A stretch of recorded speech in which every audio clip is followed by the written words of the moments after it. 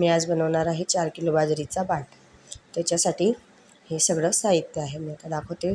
पातेलं घेतलं आहे मोठं, त्याच्यामध्ये घातलेलं आहे राई, जिरा आणि शेंगदाणे. आता त्याच्यात घालणार आहोत कढीपत्ता, कांदे.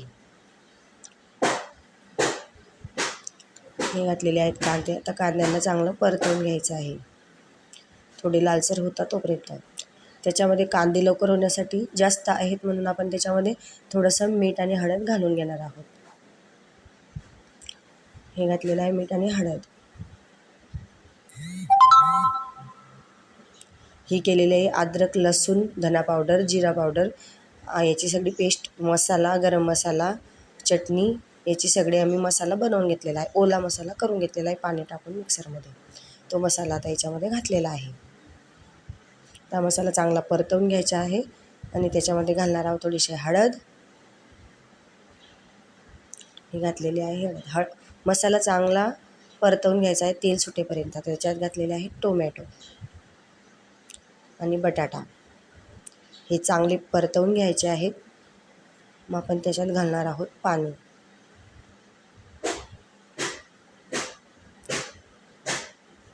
घातलेलं आहे पाणी. बाजरीच्या बाटाला पाणी खूप लागतं आणि ते आधीच जास्त टाकून द्यायचं. नंतर जर आपण गरम करून टाकले तर त्याची चव बिघडते, म्हणून आधीच थोडं जास्त पाणी घालायचं. मला हिंगाची आठवण पडली म्हणून आता हिंग टाकला. ही आहे बाजरी.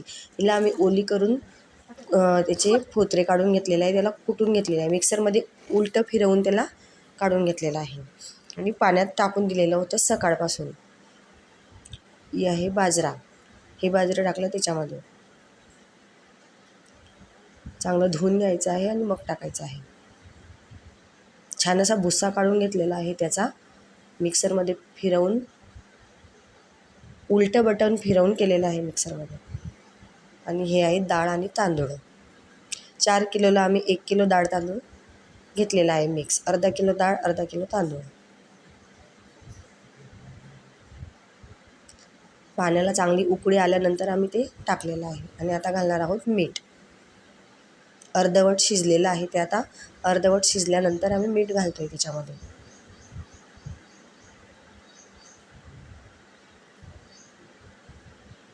घातलेलं आहे मीठ. बघा त्याला छान अशी उकळी आलेली आहे. आता आपण त्याला हलवून घेणार आहोत. हे बघा थोडं अर्धवट ते शिजलेलं आहे.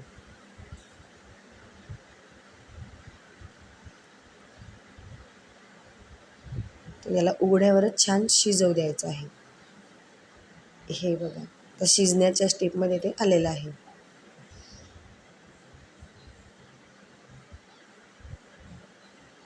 हिवाळ्यामध्ये केल्यावर हे खूप छान लागतं आणि शरीरालाही चांगलं असतं.